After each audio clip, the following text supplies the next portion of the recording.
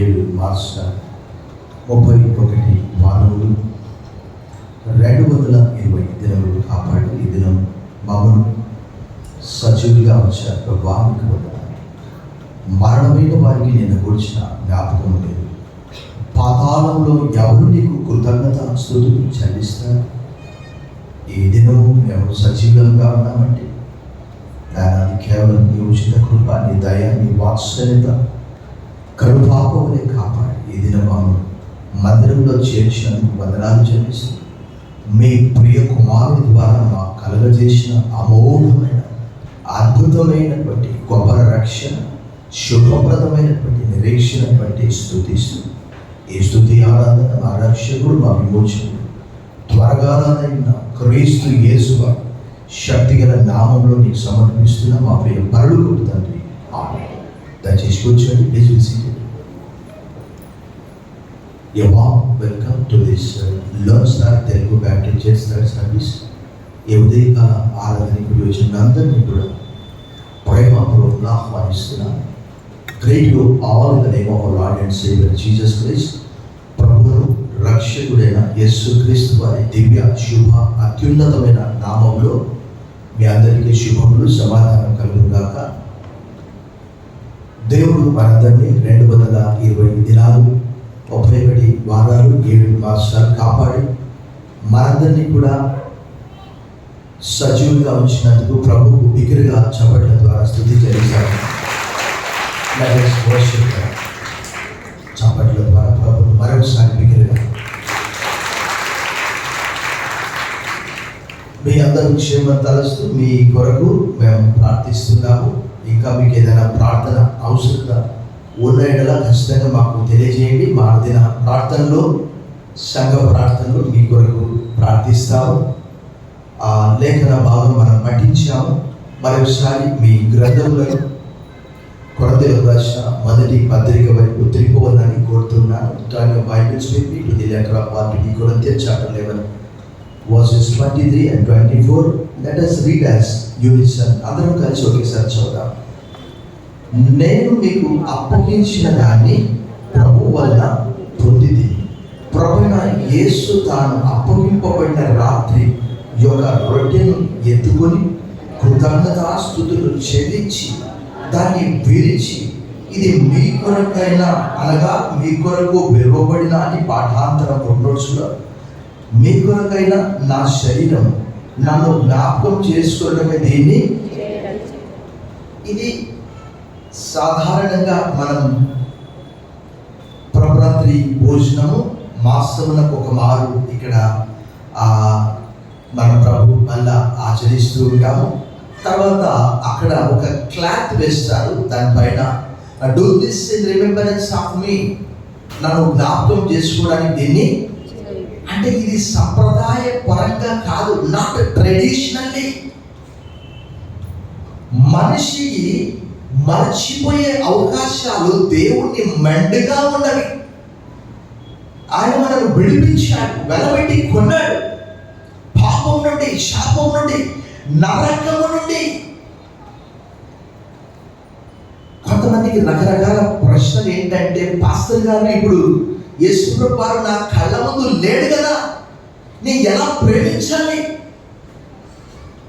ఎలా జ్ఞాపకం చేసుకోవాలి? చిన్న ఉదాహరణ, మన కుటుంబంలో ఒక పెద్ద ప్రతి సంవత్సరము తన బర్త్డే మనం గ్రాండ్గా చేస్తామనుకోండి. ఉదాహరణ చెప్తున్నాను, ఆయన చనిపోయాడు, ఏం చేస్తారు? మీకు ఒక చిన్న పరీక్ష, మీరు ఏం చేస్తారు చెప్పండి?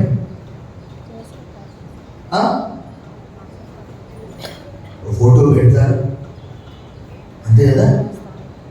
ఫోటో పెడతారు, అయ్యో నాయన, అయ్యో మై డియర్ హస్బెండ్, ఇంకా అయ్యో నువ్వు చాలా మా కొరకు ప్రయాసపడ్డావు, ఓ నా ప్రియ భర్త, నీవు ఎక్కడున్నావో తెలియదు, ఏడవున్నా బాగుండాలి తెలియక.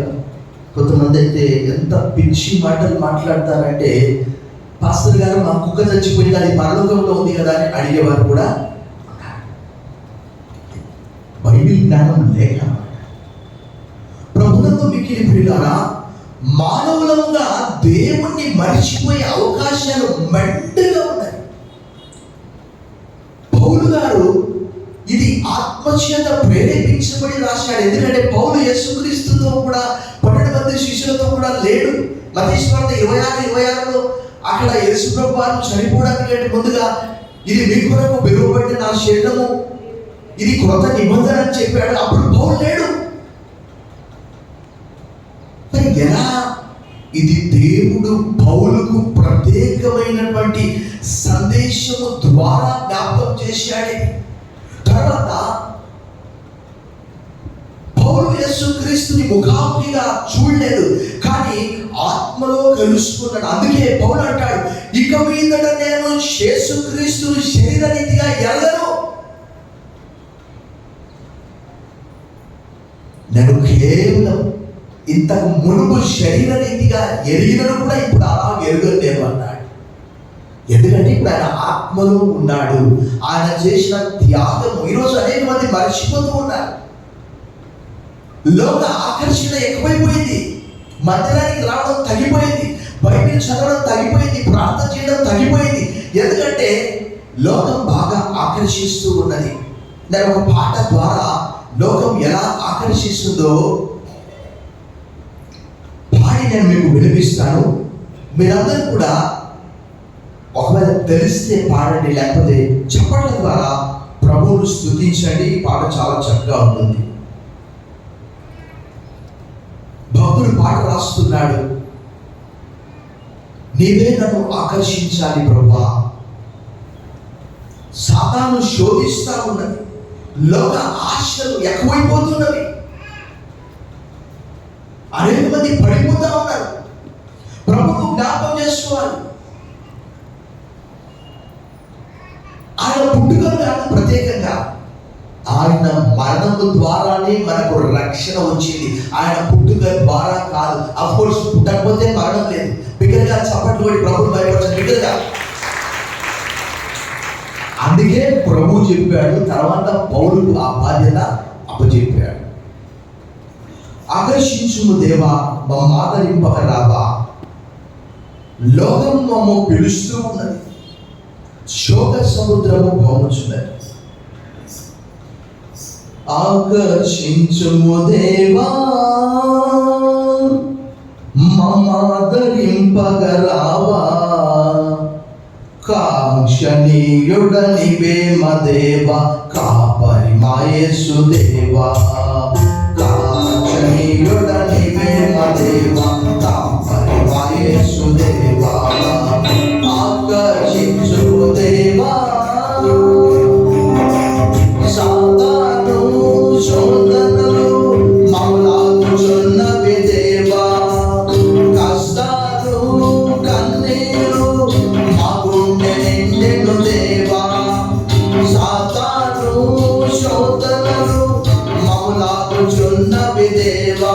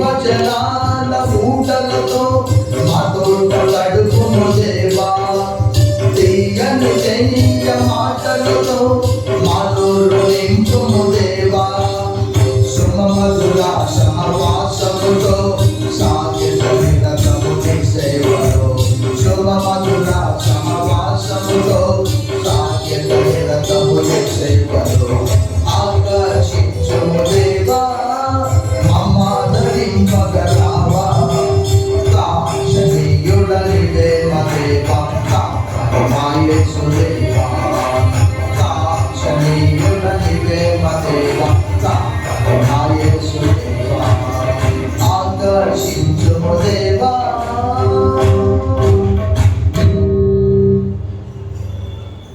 మానవం కదా, మానవ స్వభావం ఎలాంటిది? ఎర్మియా అంటున్నాడు, the heart is deceitful above all, హృదయం అన్నిటికంటే. గెహాజీ ఏమన్నాడు ఎలీషాతో, ఎక్కడ పోయావయ్యా అంటే, నేను ఎక్కడ పోయినా, ఇక్కడే ఉన్నాను. ఎక్కడ పోయాడు? నయమాన్ వెంట పరిగెత్తుకుంటూ పోయి అబద్ధం చెప్పి వెండి బంగారు బట్టలన్నీ కూడా తెచ్చుకున్నాడు. ఎలీషా అన్నాడు, ఏమన్నాడు, నా ఆత్మ నీతో కూడా రాలేదా? కొంతమంది ఇంట్లో పెట్టుకుంటారు ఏమని అంటే, అదృశ్య అతిథి మన గృహంలో ఉన్నాడు, మన సంభాషణ వింటూ ఉన్నాడు. ఎంతమంది ఇంట్లో ఉన్నప్పుడు జ్ఞాపకం చేస్తుంటారు యేసు ప్రభు, నాకైతే తెలియదు. మర్చిపోయే అవకాశాలు మెండుగా ఎన్నుకున్నాయి అని అంటే, ఓల్డ్ ఆడమ్ పాత స్వభావం హృదయంలో ఎలా ఉంటుందో ఒక్కసారి మత్తయి సువార్త 15:19 యేసు ప్రభు చెప్పారు చూడండి. అక్కడ gospel according to Saint Matthew chapter 15:19. ఈ హృదయంలో ఏమున్నాయట? దురాలోచనలు ఉన్నాయట, నరహత్యలు ఉంటాయట, వ్యభిచారములు ఉంటాయట, వేశ్యాగమనములు ఉంటాయట, దొంగతనములు ఉంటాయట, అబద్ధ సాక్ష్యములు ఉంటాయట, దేవ దూషణలు ఉంటాయట. హృదయంలో ఉండే ఇంకా దేవుడు ఎక్కడ ఉన్నట్టు అవి ఉంటే. కనుకటికి చాలా మందికి తెలుసు, మానవ హృదయం ఒక పుస్తకం వచ్చేది. పాప జీవితం ఎక్కడ పోతుందండి? పాప జీవితం ఎక్కడ పోతుంది? అది ఉంటే యేసు ప్రభు లేనట్లు. అందుకే యేసు ప్రభు వారు మరలా దాన్ని నొక్కి వక్కాడించి మార్క్స్ వార్త 7:21 చెప్పాడు చూడండి. మార్క్స్ వార్త 7:22 అంటే మనుష్యుల హృదయములో నుండి ఏమొస్తాయట? దురాలోచనలట, జారత్వములట, దొంగతనములట, నరహత్యలట, వ్యభిచారములట, లోభములట, చెడు తనములట, కృత్రిమమును, కామ వికారమును, మత్సరం అంటే అతనేంటి తెలుసా? చెడ్డగంటట, ఓర్వలేనితనం. వాడు మంచి బట్ట కట్టుకుంటే నీ ఓర్వలేవు, వాడు మంచి ఇల్లు కట్టుకుంటే నీ ఓర్వలేవు. దేవుడు ఎవరికి ఇచ్చేది వారికి ఇస్తాడు. యోసేపు అన్నారు, ఆయన కలలు కట్టున్నాడు అని 37వ అధ్యాయంలో చెప్తే వారు అన్నారు, తండ్రి చెప్పాడు యాకోబు, అరే నాయన యోసేపు, మీ అన్నల దగ్గరికి పంపిస్తాను, వెళ్తా వాడడం మంచిది అన్నాడు.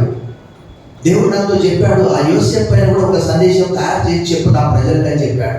ఐఎమ్ రెడీ అన్నాడు, వెళ్తానన్నాడు. కానీ యోసేపుకు తెలియదు, వారు పొద్దులో పడేసి 20 వెండి నాణాలకు అమ్ముకుంటారు.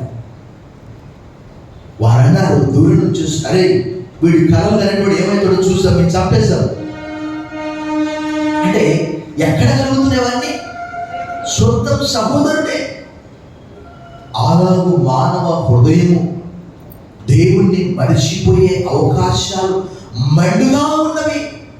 లోక సంబంధుల వల్ల జీవించే వారు అనేక మంది దేవుణ్ణి మరిచిపోయి సంఘానికి రాక, ప్రార్థన లేక, బైబిల్ చదివిపోగా, ఎంతో మంది ఇష్టానుసారంగా నన్ను ఎవరు చూడట్లేదు. ప్రభుత్వం మిగిలి ప్రియారా, ఆ రొట్టె మనము తీసుకుంటున్నామంటే అర్థమేంటి తెలుసా? ఒకసారి ఒకసారి ఆలోచన చేయండి. ఆంగ్లంలో ర్యాన్సమ్ అంటారు, అనగా మనకు బదులుగా వేరొక దాన్ని వెల చెల్లించారు. పాపపు వెల చెల్లించబడ్డది. కీర్తన 49లో కీర్తనకారుడు అంటాడు, ఏ సహోదరుడు కూడా తన సహోదరుని విమోచించలేడు. ప్రభు మనం విడిపించాడు, ఎలా మర్చిపోతామండి? నేను అప్పుడప్పుడు వార్తాపత్రికల్లో చదువుతుంటాను. ఏంటి తెలుసా, నువ్వు చెరసాలలో పడితే నీకు జామీన్ ఇచ్చేవాడు కూడా ఉంటాడు. తర్వాత కొంచెం పేదగా ఉంటే అప్పు కూడా ఇయ్యారు. ఎందుకు తెలుసా? నువ్వు మళ్ళీ చెల్లించలేవని. మన పరిస్థితిని ప్రభువు జ్ఞాపకం చేసుకుంటున్నాడు. 103వ కీర్తన 14వ వచనంలో మనం మంటి వారం అని ఆయన జ్ఞాపకం చేసుకుంటున్నాడు. ఆయన పరిశుద్ధుడు, ఆయనలో ఏ పాపం లేదు. మన కొరకు ఆయన ఏం చేశాడట? వెల చెల్లించాడట. మన గత వారం చదువుకున్నాం ప్రభువుల సమయంలో. బాప్తిజం ఇచ్చి యోహాను యేసుప్రభు అలా వస్తుంటే ఆయన చూసి ఏమన్నాడు తెలుసా? 1:29-36, ఇదిగో లోకం పాపమును మోసుకొని పోవు దేవుని. మన పాపాలన్నీ కూడా ఆయన పైన మోపబడ్డాయి. యెషయా 53:5 ప్రకారం, రోమపత్రిక 8:3-4 ప్రకారం, రోమపత్రిక 5:8 ప్రకారం, yet we were sinners, మనం ఇంకా పాపులమై ఉండగానే. ఒకసారి 5:8 చదవండి, రోమపత్రిక 5:8 చదవండి. Romans chapter 5:8.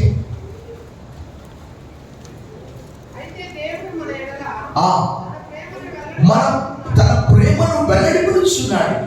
ఎట్లనగా మనం ఇంకా ఎలా ఉన్నామట? పాపులమై ఉండగానే క్రీస్తు మన కొరకు. బిగ్గరగా చప్పట్లు కొట్టి ప్రభువును భయపరచు. నీ పాపాన్ని తీసివేసేవాడు ఎవడు లేడు. వార్తాపత్రిక గురించి చెప్తూ డైవర్ట్ అయిపోయారు. చెరసాలలో ఉన్నటువంటి వారికి జామీన్ ఇవ్వాలంటే కొంత డబ్బు కూడా కట్టాలి తెలుసా?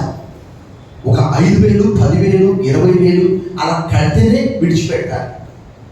కేవలం ఒక 5,000 వరకు సంవత్సరాల కొద్ది ఎవరు లేనటువంటి వారు, నిస్సహాయులు, నిరాధారులు, అభాగ్యులు, అనాథలు, దిగులేని వారు అక్కడే పడి చావాలంతే.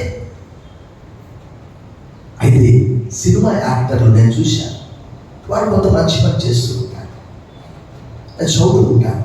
బాగా ధనం ఉన్నటువంటి వారు ఏం చేస్తారంటే ప్రతి సంవత్సరం డబ్బు కట్టి కొంతమంది ఖైదీలకు విడిచిపెడతారు. అంటే వారికి ఆ డబ్బు కడితే వారు బయటికి వస్తారు, జరిమానా అన్నమాట. అలాగే మన ప్రభు మన పాపములన్నిటి కొరకై ఆయన శరీరమును, ఆయన రక్తమును కాచాడు. బిడ్డగా చెప్పడం అంటే ప్రభువు భయపరిచాడు. ప్రభు ఇది నా శరీరము అని అన్నాడు. This is my body that is broken for you, do this in remembrance of me. ఈ రొట్టెను చూసినప్పుడు మీకు ఏమనిపిస్తుంది? బేకరీ బ్రెడ్ చూసినప్పుడు మీకు ఏమనిపిస్తుంది? ఆ చపాతీ తయారు కావాలంటే ఆ హోటల్లో ఆ మాస్టర్ ఏం చేస్తాడు తెలుసా? దాన్ని చాకలివాడు ఉతికినట్టు ఉతుకుతాడు.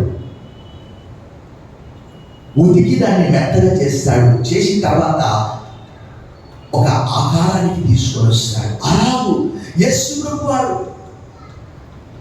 ఒక మేజర్, ఒక పశువుల తొట్టిలో పుట్టాడు. కల్వరి శిలువలో ఆయన జీవితము అంతమైపోయింది. బిగ్గరగా చెప్పబడి ప్రభువు భయపడతాడు. బిగ్గరగా పుట్టినప్పుడు ఆయనకు తొట్టెలా ఆయనది కాదు. చనిపోయినప్పుడు ఆ శిలువ తర్వాత సమాధి కూడా ఆయనది కానే కాదు. యేసు ప్రభు వారు మత్తయి సువార్త 8:20లో, foxes have holes, the birds of the air have nests, but the son of man has no place to lay his head. నక్కలకు బొరియలు ఉన్నాయి, ఆకాశ పక్షుల గూళ్ళు ఉన్నాయి, మనుష్య కుమారుడికి తలవాల్చుకోవడం ఏదో ఆయనకంటూ ఏమి. Jesus said, do this in remembrance of me. How I laid my body, నా శరీరాన్ని మీ కొరకు ఎలా నలగొట్టుకున్నానో, ఎలా విడిపించానో. ఈరోజు లోకం ఎక్కువైపోయింది, బైబిల్ తక్కువైపోయింది. లోకంలో కలిసిపోతున్నారు అంతమంది, చాలా మంది లోకానుసారంగా. అది మళ్ళీ వేరే టాపిక్. లోకంలో ఉన్నదంతా శరీరాశ, నేత్రాశ, జీవము, డంబము అవి తల్లి వలన పుట్టినవి. లోకమును దాని ఆశలు గతించిపోవును కానీ దేవుని చిత్తమును జరిగించువాడు నిరంతరము. ప్రభువైన యేసుక్రీస్తు వారు ఆయన జీవితాన్ని జ్ఞాపకం చేసుకోమని చెప్పింది ఎందుకు అని అంటే, ఆయన బాప్తిస్మం తీసుకొని ఒడ్డుకు వచ్చే సమయంలో మత్తయి సువార్త 3:16లో పరిశుద్ధాత్మ పౌరముని ఆయన పైకి దిగి వస్తే, this is my beloved son in whom I take well please. ఇదిగో ఈయన నా ప్రియ కుమారుడు, ఈయన నేను ఆనందించున్నాను, ఈయన మాట వినుడి. ఒక శబ్దము పరలోకం నుంచి వచ్చిన తర్వాత అపవాది శోధించాడు 4వ అధ్యాయంలో. వాడు అన్నాడు, if you are the son of man, turn these stones as bread so that you may eat one bread, I may eat one bread. నువ్వు దేవుని కుమారుడవైతే ఈ రాళ్ళు రొట్టెలైనట్లు ఆజ్ఞాపించు, నీకో రొట్టె నాకో రొట్టె. ప్రభు అన్నాడు, man shall not live by bread alone but every word that comes from God's mouth. మనుషుడు రొట్టె వలన మాత్రం కాదు కానీ దేవుని నోటి నుంచి వచ్చే ప్రతి మాట వలన జీవించును. ఆ అపవాదిని ఆ మాటతో ఎదిరించాడు. తర్వాత ఆయన 40 దినములు ఉపవాసం ఉన్నాడు. Jesus had fasted for 40 days and 40 nights so that he was famished అనే మాట ఆంగ్లంలో రాయబడ్డది. అంటే తీవ్రమైనటువంటి ఆకలి. తెలుగులో కామన్ గా ఆకలి అంటే మత్తయి సువార్త 4:3లో.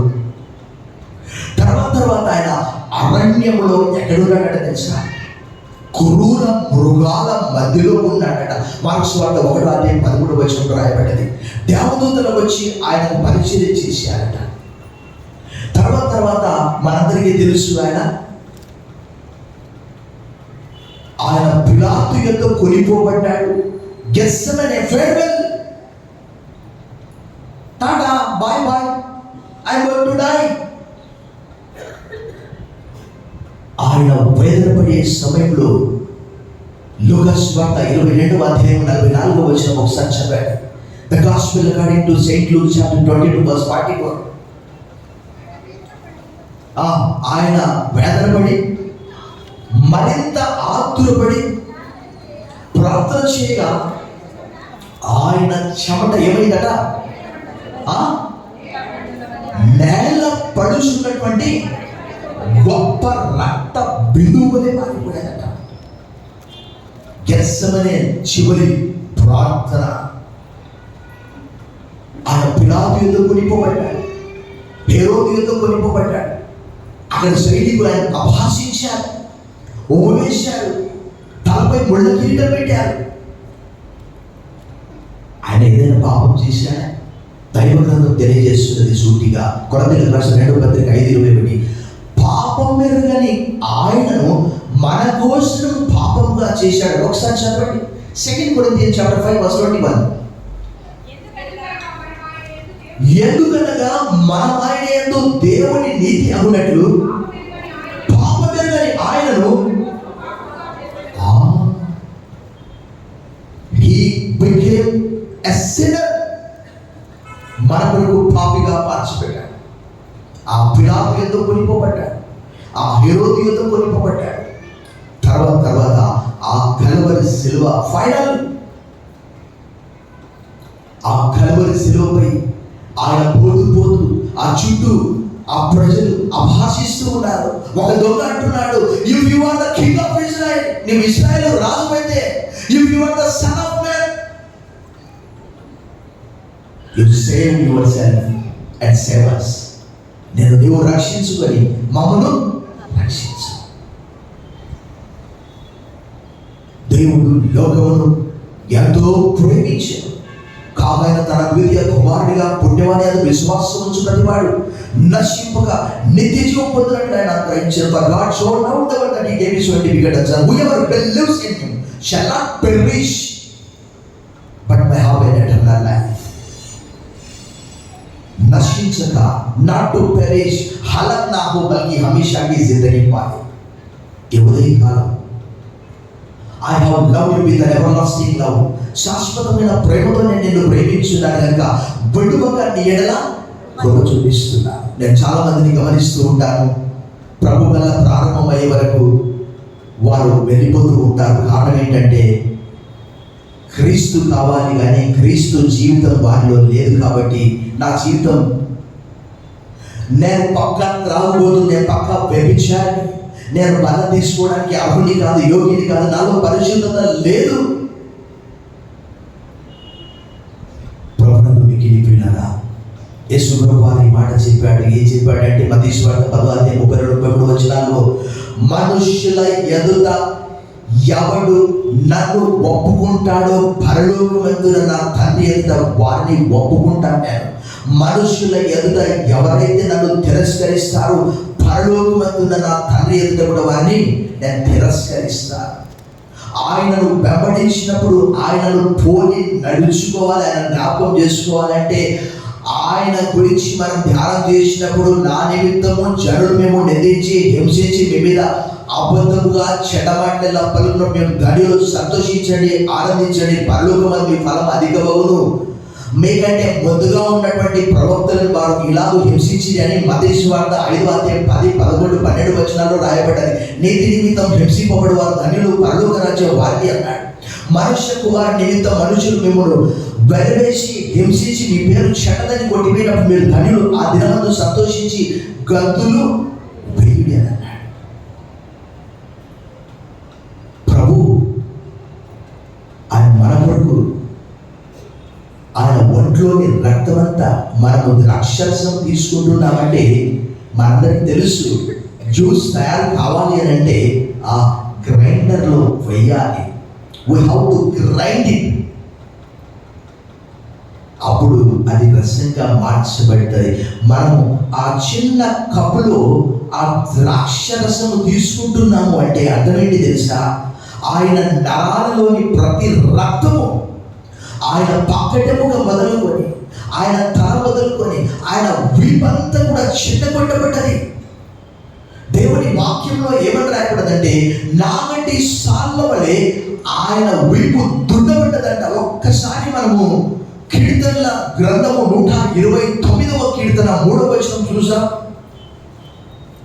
129వ కీర్తన 3వ వచనం చూడండి ఒకసారి. ఏం చేశారట అండి? దున్నువారు నా వీపు మీద దున్నారట, వారు చాలను పొడుగ్గా. ఆ రొట్టె తీసుకుంటున్నాము అంటే దాని అర్థం ఏంటంటే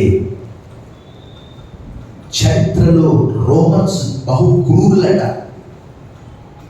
ఆ సిలువ కూడా వాళ్ళే ఇంట్రడ్యూస్ చేశారట.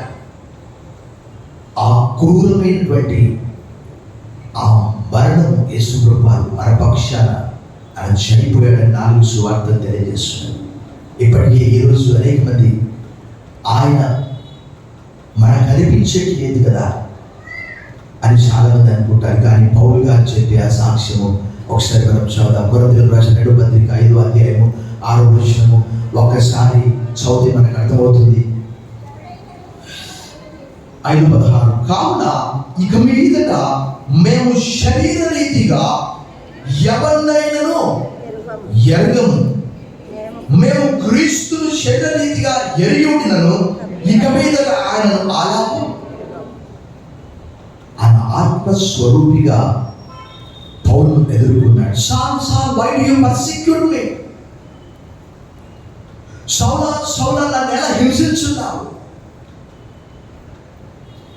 అని అన్నాడు. Lord, who you are? Then Jesus has answered, I am Jesus whom you persecute. నేను నీవు హింసించుతున్న యేసుని పరిచయం చేసుకున్నాడు. యేసు పరిచయం అయినప్పుడే, ఒక రోజులో పరిచయమై 30 సంవత్సరాల వివాహ బంధంలో ఉన్న భార్యను మర్చిపోయి కొత్త ప్రియురాల్ని వెతుక్కునేవారు ఉంటున్నారు. 5 సంవత్సరాల వయసులో చెంప మీద కొట్టినటువంటి వారిని ఇప్పటికి గుర్తుపెట్టుకునే వారు ఉంటారు. ప్రభువు సిలువలో ఆయన అన్నాడు, father forgive them what they are doing, they do not know. తండ్రి మీరు ఏం చేస్తున్నారో మీరు ఎరగదంతా మీరుని క్షమించు అనే సెలవులో వారి వరకు ప్రార్థించారు. ఆ మరి ఒక దొంగతో అన్నాడు, ఆయన రెండవ దొంగ అన్నాడు, నువ్వు నీ రాజ్యంతో కూడా వచ్చేటప్పుడు నన్ను జ్ఞాపకం చేసుకో. ఎప్పుడు నాకు ఆశ్చర్యాన్ని కలిగించే ఒక విషయం మీకు తెలియజేస్తున్నాను. ఏంటంటే, ఆ దొంగ ఈ లోకంలో నువ్వు బ్రతకడానికి యోగ్యుడు కాదురా, దుర్మార్గుడా, దుష్టుడా, నరహంతకుడా, వ్యభిచారి అని రోమా ప్రభుత్వం ముద్ర వేస్తే అన్నాడు, నన్ను నీకు పరలోకం ఇస్తానని చెప్పాడు. బిగ్గరగా చప్పట్లు కొట్టి ప్రభువు భయపరిచింది. Jesus said, today you will be with me in paradise. రేపు కాదు, నిన్న కాదు, తర్వాత కాదు, ఆలస్యం కాదు, నేడు నీవు నాతో కూడా. మరొకసారి బిగ్గరగా చప్పట్లు కొట్టి ప్రభువు భయపరిచింది. ఇవి యేసు మాటలు కాదా? ఆయన శిలువలో క్షమించలేదా? పరలోక ప్రార్థన మనం ఏమని చేస్తున్నాం? Forgive our debts as we forgive our debtors. మా రుణస్తులను మేము క్షమించిన ప్రకారం మా రుణాలను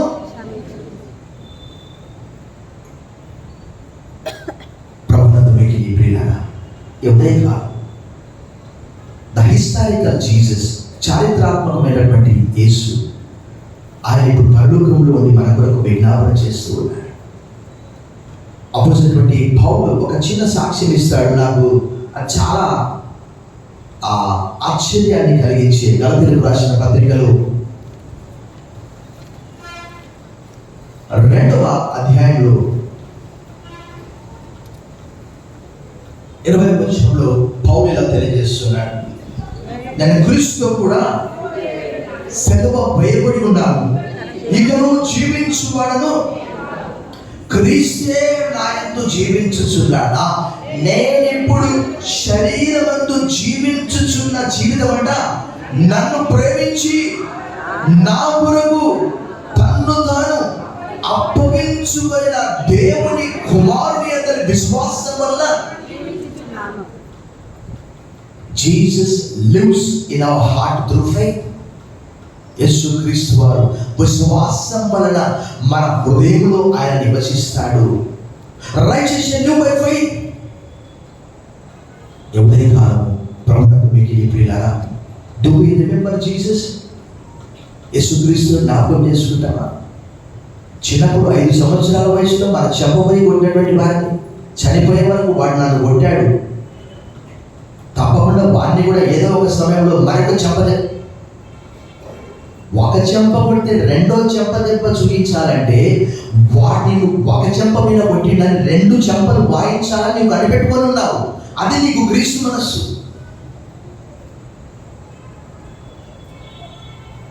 ఉదయకాలం when we remember Jesus, పేతురు రాసిన మొదటి పత్రిక 2వ అధ్యాయంలో ఆయన చెప్పే ఆ మాట నాకు కొంత ఆశ్చర్యాన్ని కలిగిస్తూ ఉన్నది. పేతురు రాసిన మొదటి పత్రిక 2వ అధ్యాయము 21వ వచనము, క్రీస్తు కూడా మీ కొరకు బాధపడి మీరు తన అడుగు జాడలైదు నడుచుకున్నట్లు మీకు 22వ వచనం, ఆయన పాపము చేయలేదు, ఆయన నోటను ఏ కపటమును 23వ వచనం, ఆయన దూషింపబడి బదులు దూషింపలేదు, ఆయన శ్రమ పెట్టబడి బెదిరింపక న్యాయంగా తీర్పు తీర్చు దేవునికి తను తాను. బైబిల్ పుస్తకాల పేర్లు కూడా రానటువంటి వాళ్ళని ఏమంటారండి? వారు క్రీస్తుతో పరిచయం ఉన్నట్ట, ప్రభువును ప్రేమిస్తున్నట్ట, వాక్యాన్ని పఠిస్తున్నట్ట, దైవ గ్రంథం చెప్తున్నట్టు.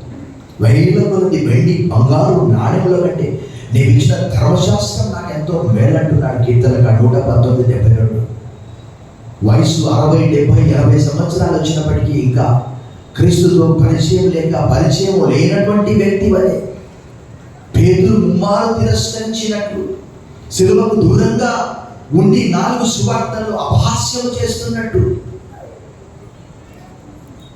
ఒక గొప్ప భక్తుడు అన్నాడు, జాన్ స్టార్ట్ అనే భక్తుడు, ప్రపంచ ప్రఖ్యాతిగాంచినటువంటి ప్రీచర్. ఆయన ignorance of the scripture is ignorance of Christ. లేఖనాలు మనం పఠించడం లేదంటే క్రీస్తుని మనం పక్కకు పెట్టేస్తున్నామని అర్థం. Jesus said, if you love me you will keep my words, you will keep my commandment. మీరు నన్ను ప్రేమిస్తే నా ఆజ్ఞ కైకొంటారు, మీరు నన్ను ప్రేమించకపోతే నా ఆజ్ఞను కూడా కైకొన్నారు. ఈ రోజుల్లో టెక్నాలజీ ఎక్కువైపోయింది. మానవులు ఆన్లైన్లోనే ఎక్కువగా ఉంటున్నారు. సమయం అంతా వృధా చేస్తూ ఉన్నారు. బంధువుల దగ్గరికి వెళ్తూ ఉన్నారు. విహారయాత్రలకు వెళ్తూ ఉన్నారు. ప్రభువును మాత్రం జ్ఞాపకం చేసుకోవట్లేదు. కానీ ఒకనొక దినము, ఈ మాట చదివి నన్ను ముగిస్తాను చూడండి. ఒకనొక దినము when we die, మనము చనిపోయినప్పుడు ఏమి జరుగుతుందో చెప్పి నన్ను ముగిస్తాను. ప్రకటన గ్రంథము 20వ అధ్యాయము 11వ వచనం నుండి నెమ్మదిగా చదివి ముగిస్తాము. మరియు ధవళమైన మహాసింహాసనమును దాని యందు ఆశ్చర్యమైన ఒకరిని చూచింది. భూమి ఆకాశమైన స్తంభం నుండి పారిపోయాయి. వాటికి నిలువ చోటు మరియు గొప్పవారేమి కొద్దివారేమి మృదులైన వారందరూ ఆ సింహాసనం ఎదుట నిలబడి ఉంటా చూచింది.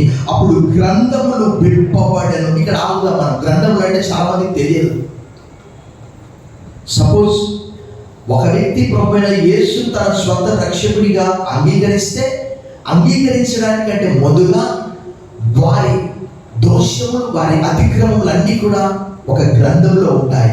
ఎప్పుడైతే వారు ప్రభువైన యేసు తమ స్వంత రక్షకుడిగా అంగీకరిస్తారో ఆ పుస్తకము కాల్చివేయబడి ఆ జీవగ్రంథం అనే పుస్తకంలో వారి పేరు ఎక్కించబడుచున్న చోట అక్కడ రాయబడిందా, జీవగ్రంథమును వేరొక గ్రంథము విప్పబడి ఆ గ్రంథముల యందు రాయబడి ఉన్న వాటిని బట్టి తమ క్రియల చొప్పున మృతులు సముద్రము తనలో ఉన్న మృతులను అప్పగించారు. మరణమును పాతాళలోకమును వాటి వశంలో ఉన్న మృతులను అప్పగించారు. వారిలో ప్రతివాడు తన క్రియల చొప్పున మరణమును మృతుల లోకమును అగ్నిగుండంలో పడవేయబడింది. ఈ అగ్నిగుండము రెండవ మరణము. ఎవరి పేరైనను అంటే ఫుట్నోట్స్ లో ఎవడైనను జీవ గ్రంథమందు వ్రాయబడినట్టు కనబడనేలా వాడు అగ్నిగుండంలో ఒక సమయం వస్తుంది. తప్పకుండా గొర్రెలు మేకలు వేరైనట్టు ఆ దినము ఎవ్వరు ఏ సిఫారసు, ఏ రికమెండేషన్ కూడా మనల్ని కాపాడలేదు.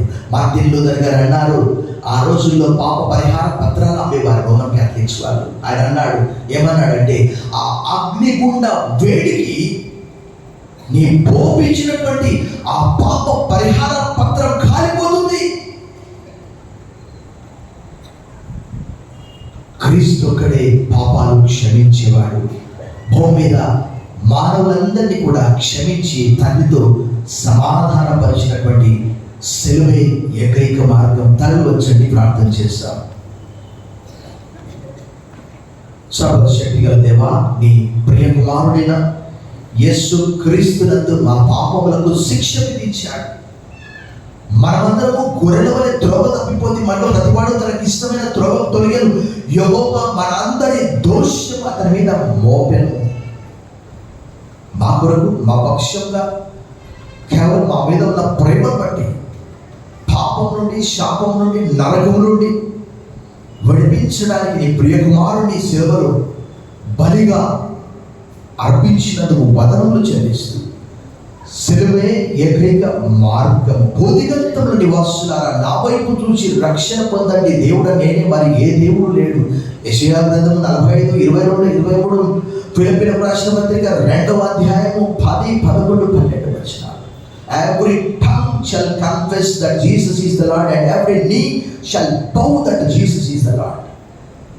నా తోడు ప్రతి మోకాలు యేసు నామంలో వంగాలి.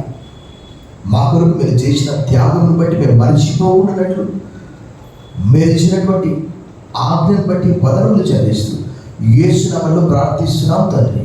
ఆమేన్.